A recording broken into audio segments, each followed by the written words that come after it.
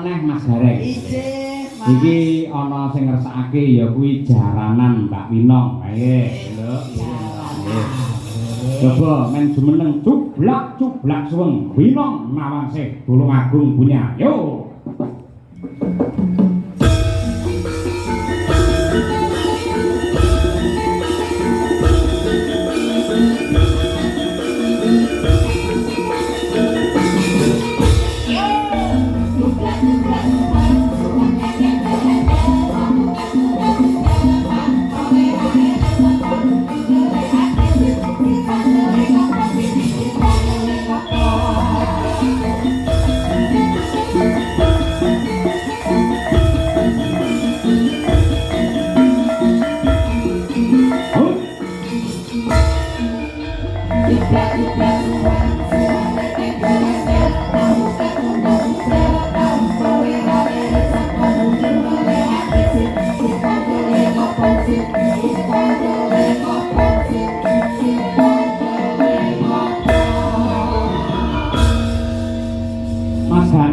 Pinanggih kalian genduk Winong. Alhamdulillah Mas. Pun nate? Pun namung sepindah gigi. Wong kok terus ketukku ke kapan Mas? Padahal kula ki wis nggur AKDP lho. Apa ya? Antar kota dalam provinsi. Nggih. Oh, wong kula ki nggih panjenengan kan pengisi. Nggih. Lah kula UGM. Wah, ngayuk Jakarta. Universitas Gandulan Montor. Wah, ini. Mumpung panggih niku mangkenalan. Mbak Rina, wilujeng dalu. Wilujeng dalu. Minal aidin wal faizin. Nggih, Bapak Izi. Sepinten kelepataning kula nyuwun pangapunten. Nggih, kula semanten ugi Pak Gareng. Alhamdulillah Mas ngeten iki. Gandes luwes nyenengi ati. Cara buah Mbak Winong niku napa? Oh, paling boten nganggur to, Mas. Anggur. Anggur. Kok iso anggur? Ora dadak dionceki, ora dadak dikumbah langsung dipangan. Lah iki Mbak Umi Hafifah cara buah napa? Mbak Umi Hafifah iki yen cara buah ngoten nek teng desa Ranti. Ranti. Kok ranti? Ranti niku nggih cilik, Nggih. rupane ireng, wokeh tundul-tundul ngoten, lebubleng kena kanggo tamba. Oh, kowe tunggale jamu berarti. Kena nggih jamu, kena nggih tamba tresna. Nggih. Lah Mbak Birgita iki, Birgita. Jane kaya iki kira terus buah napa? Jane. Nek enten iki lek cara buah niku nuwun sewu, Mas. Manggis. manggis. Manggis. Kok manggis? Manggis niku tidak pernah bohong. Sing buri 5, jerone ya 5. Nggih. Niku Bu Kesi napa? Bu Kesi ta? Heeh. Lek Bu Kesi niku saniki napa kala riyen? Ya sakniki wong piye saiki ya. Sakniki ta? Nganti elek surat adanah kowe. Mboten lek Pak Bu Kesi niku nuwun sewu. Cara buahe ngoten melon tanpa biji. Melon. Layak gila kowe. Melon tanpa biji. Tukune ning bengoke tan kono, dibuka marep kulon, seret banyune cur. Dulur pekol, dulur dingin kabeh padha seneng. Yen kuwi bar Bu Kesi Mbak Trihastuti, Mbak Tutik. Mbak Tutik niki lek cara buah Mbak Tutik niki nuwun sewu semangka. Kok semangka? Nggih, semangka niku dipangane lek pun ming wayah poso. Nggih. Dadi ora poso ora dipangan ya. Nggih, ora poso ya ora tau. Oh, jenenge semangka lho, Mas. Nggih. Selanjutnya salah kau semangka. Mbak Lia, terebuan apa? Mbak Lia mriko to? Nggih. Nuwun sewu Mbak Lia nggih. Nuwun sewu apa ya. Niki kula cedhaki wonten pang nggih Mas nggih. Nggih, watan aja didemek. Mboten namung kula ambet tok. Lek didemek ngentut kuwi. Mboten malah seneng kula. Cedhaki ngentut niku kula demen Pak nuwun sewu. Alah, pun kecekel Mas iki. Apa cara buah? Pace. Enggak sia-sia. Oh, boten sia-sia. Kuwi seniore para sinden lho kuwi, suarane apik. Warpo senior parasiden jenengan aja nyedak lek ngentut.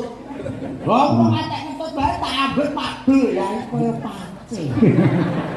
Ketoke kok kanca. Main komplit Mbak Lisa karo buah apa? Lek Mbak Elisa lah, wis bendina teng mriki lek nek niki kan nggih buah kesukaan. Oh, makanan sehari-hari. Makanan sehari-hari komplit kabeh kuwi. Apa kuwi? Iya seneng semangka enek. Terus apa kuwi melon enek. Terus durian enek. Terus anu salak enek. Terus apa kuwi buah-buahan kabeh enek ning kono. Dadene sitok sak kresek. Sampeyan cara buah ya apik. Kok napa Mas? Cara buah sampeyan iki pelem. Pelem Pelem sing luwegi rupane kuning semua abang kae. Ning digondol codot dadi ya ngono kuwi. Mboten napa-napa Mas, mudhun jluk tunduran cocok jenengan dahan. Iya. Nggih. Nang iki lho Nang. Iki mesti ya penggemarmu ana sing ngersake jaranan. Nggih, Mbak Winong niki napa melih niki teng bumi Riok Ponorogo Mas. Pokoke ya wajar iki jaranan iki tidak hilang dari pandangan seorang penduduk Ponorogo. Nah, nggih. Nggih, Pak. Halo. Niki sakderenge nembang kula lajeng tanglet angsal. Oh, boleh. Niki wau kan kula kalih Mbak Bergita, kalih Bu Kesi, kalih Umi kan kaget to nek Mbak Elisa niku jomblo. Kok jenengan niku malah ngertes niku sejauh apa to jenengan komunikasi karo Mbak Elisa niku?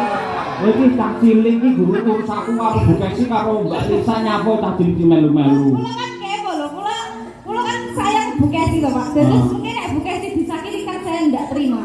Hah? Gitu. Sing nyakiti Bu Kesi iki sapa? Kula kan tanglet sejauh apa komunikasi dengan kalian Mbak Elisa niku mawon, Mang. Ora jauh aku dekat kok ora jauh. Yuk, Ayo. yuk. Kowe pengen ngerti sejauh apa Pak Cahyo dengan Mbak Elisa. Nggih. Engko tak sadapne wiane ku meneng. Ini kaya pihak kepolisian. Lho ngomong kene mantan intel. Ninggal katresnan ya Nang ya. Nggih. Nah ya nggih kok kangen suwi ora nembangake kuwi. Ayo. Langsung wae rong ramban. Ya, kaya ngono. Kuwi mau nawang sih, coba diaturake para lenggah sugeng mirsani. Ya, mangga. Jaranan dangdut kreasi.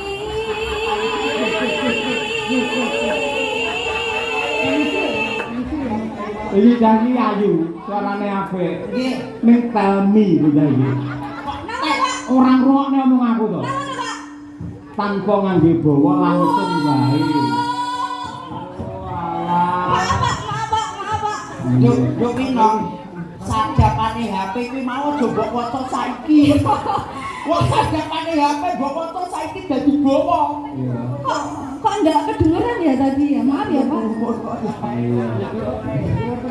Ya wis ora apa-apa enggak Ndak apa-apa, wis ndak sido nek no. Ngojo kadung metu ora iso piye ora. Wis tau. Diterusne Pak nggih.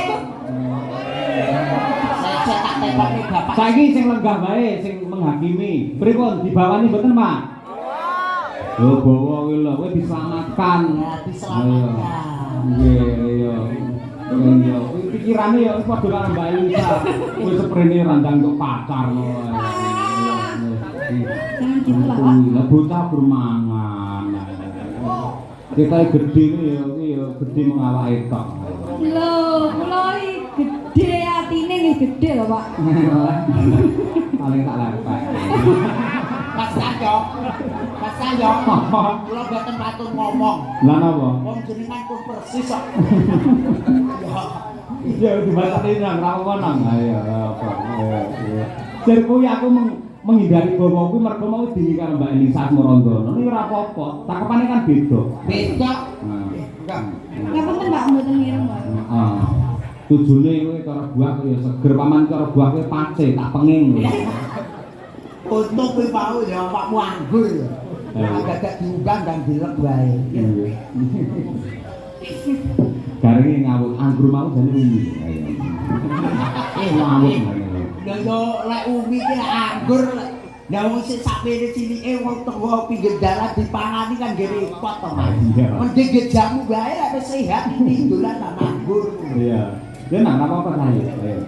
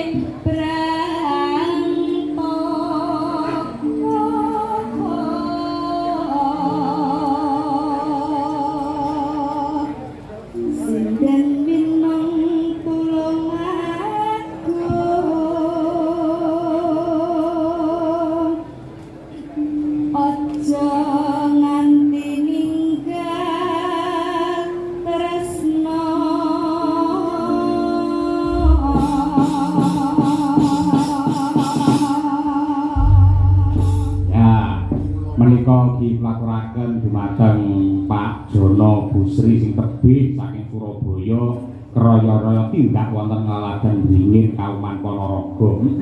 Kangen karo kanca-kanca Madangkara. Ya, karmane panjenengane rung diaturake wis pirang-pirang taruh. Tutur nanggung ning nggon gara-gara wae. Ya, ya Nduk, Wino nawangse. Ya.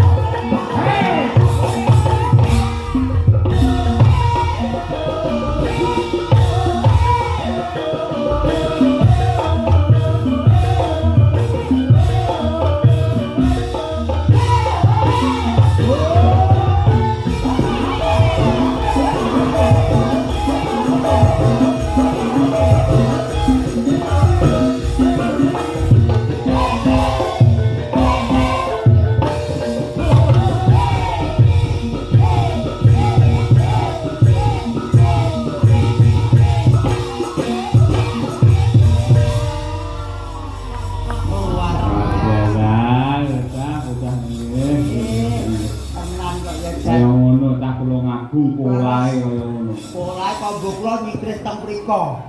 Mata kula meh klini penupat-tupat. Betul ta? Nggih, nek pucuke niku kan upat-upat. Ah, nggih. Meh mriki lho, Mas. Nggih. Pucuk mriki bablas ora iso omong. Kula nggih isih mawon teng mriko. Luar biasa Mbak Mimi. Nggih. Pokoke teng ngene